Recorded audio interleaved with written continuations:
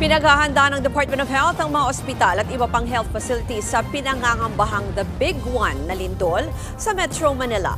Live mula sa Caloocan City, nasa frontline ng balitang yan, si JC Cosico. JC, ano daw ba itong mga paghahanda ng DOH?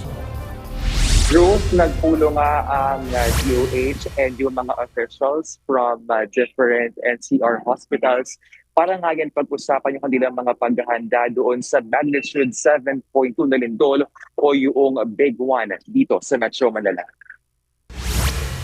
Ayon po sa PHOC, sinug na ang West Valley Fault na huling gumalaw noong 1658.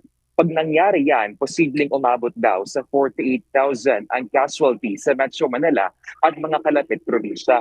Ayon po kay Health Chief Ted Herbosa, kanya pong inatasan na ang mga regional offices na i-review ang kanilang mga preparedness plan, partikular ang pagtugon sa lindol.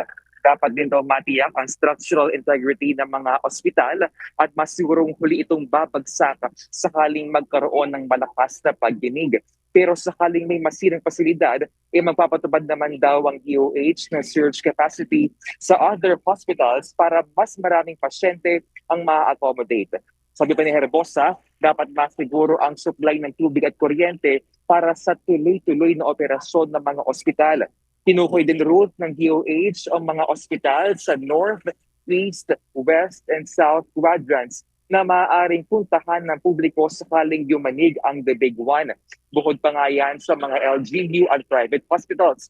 Ipinesent din route ng bawat quadrant ang kanilang response plans mula evacuation, activation ng Emergency Operations Center hanggang post-disaster response. Narito po ang pahayag ni Health Secretary Ted Herbosa. In a big one, tayo ang dapat huling facility na hindi babagsak. Make sure that our gensets will operate at least temporarily. And then water supply, make sure meron tayong stocks. Ruth, doon sa datos ng DOH, umabot nga sa 11 health facilities ang nasira po ng malakas na lindol dyan po sa Davao Oriental. Kabilang nga dyan itong Davao Oriental Provincial Hospital, Manay, na totally damaged na. Pero nag-deploy naman daw ang DOH ng response teams doon. Ruth? JC, tanungin na rin kita dahil kinover mo rin naman ng DOH. May abiso rin ba sila or bagong advisory tungkol nga dito sa tumataas na kaso ng influenza-like illness? Kasi halimbawa yung report natin sa Pasay City, isa rin yan sa pinaghahandaan ng lokal na pamahalaan.